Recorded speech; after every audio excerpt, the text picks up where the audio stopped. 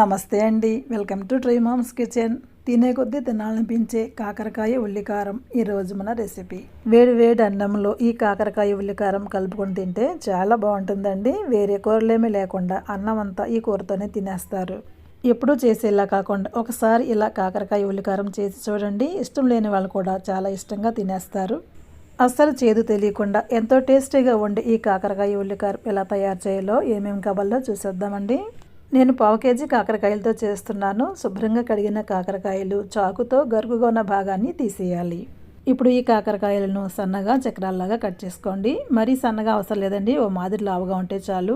కాకరకాయ ముక్కల్లో గింజలు లాంటివి ఏమన్నా ఉంటే తీసేసుకోండి. ఇప్పుడు ఈ కాకరకాయ ముక్కలు ఒక మిక్సింగ్ బౌల్లో వేసుకొని 1/2 టీ స్పూన్ పసుపు, 1/2 టీ స్పూన్ ఉప్పు వేసి ముక్కలకు బాగా పట్టించి మూత పెట్టి అరగంట పాటు పక్కన పెట్టుకోండి.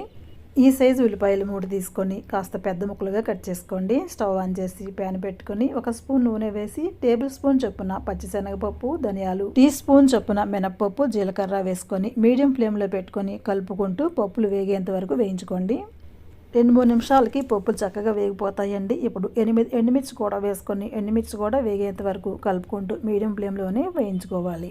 ఎండుమిర్చి కూడా వేగాక మిక్సీ జార్లోకి తీసుకొని అవి చల్లారేలోపు ఇదే కళాయిలో ఉల్లిపాయ ముక్కలు కూడా వేసి కలుపుకుంటూ మీడియం ఫ్లేమ్లోనే కాస్త రంగు మారేంత వరకు వేయించుకోండి.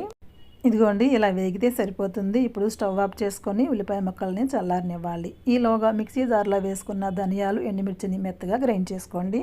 అందులోనే ఉల్లిపాయ ముక్కలు కూడా వేసుకొని కాస్త బరకగా గ్రైండ్ చేసుకొని పక్కన పెట్టుకోండి. ఇప్పుడు ఉప్పు కలిపి పెట్టుకున్న కాకరకాయ ముక్కల్ని నలిపినట్లుగా చేస్తూ 2 నిమిషాల పాటు బాగా కలపండి. 2 నిమిషాల తర్వాత కాకరకాయ ముక్కల్ని గట్టిగా పిండి వేరే ప్లేట్లోకి తీసుకోండి. ఇలా పిండి తీసుకోవడం వల్ల కాకరకాయ ముక్కల్లో ఉన్న చేదంతా బయటకు వచ్చేసిందండి. కూర వండినప్పుడు రుచిగా ఉంటుంది. ఇప్పుడు స్టవ్ ఆన్ చేసి ప్యాన్లో 2 స్పూన్ల నూనె వేసి వేడయ్యాక ఈ కాకరకాయ ముక్కల్ని వేసి మీడియం ఫ్లేమ్లో పెట్టుకొని కలుపుకుంటూ వేయించుకోవాలి. కాకరకాయ ముక్కలు ఎర్రగా అయ్యేంత వరకు వేయించుకోవాలండి. ఇదిగోండి, ఇలా వేగితే సరిపోతుంది. ఇప్పుడు ఉల్లి ముద్దను కూడా వేసి కాకరకాయ ముక్కల్లో బాగా కలిసేలాగా కలుపుకొని వేయించుకోవాలి. ఉల్లిపాయ ముక్కలు ముందు వేయించినవే కాబట్టి ఎక్కువ టైం ఏం పట్టదండి, తొందరగానే వేగిపోతుంది. 5-6 నిమిషాల తర్వాత కూర కాస్త దగ్గర పడుతుందండి. ఇప్పుడు 1/2 టీ స్పూన్ ఉప్పు, 1/2 టీ స్పూన్ పసుపు వేసి బాగా కలుపుకోవాలి. ఇంకో 5-6 నిమిషాల పాటు వేయించుకున్నాక నూనె సపరేట్ అయినట్లు మనకు తెలుస్తుందండి. ఇలా వేగితే కూర సరిపోతుంది. ఇప్పుడు స్టవ్ ఆఫ్ చేసుకోవాలి. ఈ కాకరకాయ ఉల్లికారం ఫ్రిడ్జ్లో పెట్టకపోయినా 10 రోజుల పాటు పాడవకుండా తాజాగా బాగుంటుందండి. అస్సలు చేదులేని ఎంతో టేస్టీగా ఉండే ఈ కాకరకాయ ఉల్లికారం నచ్చితే మీరు కూడా ట్రై చేయండి.